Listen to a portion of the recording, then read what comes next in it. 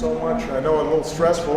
You know, I'm waiting on a whole bunch of stuff coming down alongside here. In June of 2013, when the Windsor decision was announced, I was with my partner of 20 years, John, and he was dying of ALS. And we were watching the news, and when the decision was announced, I leaned over and simply said, let's get married. We were introduced to a civil rights attorney through friends who said, now guys, do you realize when John dies, the state of Ohio on his death certificate will say he is unmarried, and Jim, your name won't be there as his surviving spouse. And it broke our hearts. John and I made the decision to file suit because as citizens of the state of Ohio and of the United States, we wanted to be respected. We wanted to be recognized as a couple. A successful verdict on marriage equality would be great. I mean, it would be validation of our family. Right now, Faye has two moms, but unfortunately, only one of us is legally recognized as her parents, and we'd love to be able to give her that second legal parent. It's pretty extraordinary to be here and to be a part of what I feel is this accelerated moment in history. Love is a beautiful thing, and we should just all embrace that and not judge people for who they want to love or who they want to be. I'm excited for everyone to finally be equal.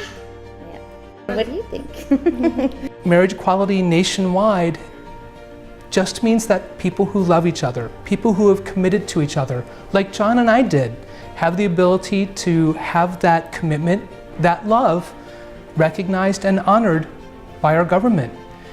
And as citizens of the United States, we deserve that. I'm hoping in the future that people will look back at the civil rights movement of marriage equality and realize that it's just people being themselves and people loving each other for who they are, and it's not anything we should have made a big deal over. Allowing people to love one another and respecting that makes me feel very hopeful for when I've got kids, that this world is moving in a direction of loving one another, and accepting that love is a beautiful thing. Progress on this journey often comes in small increments. Sometimes 2 steps forward, 1 step back, propelled by the persistent effort of dedicated citizens. And then sometimes there are days like this, when that slow, steady effort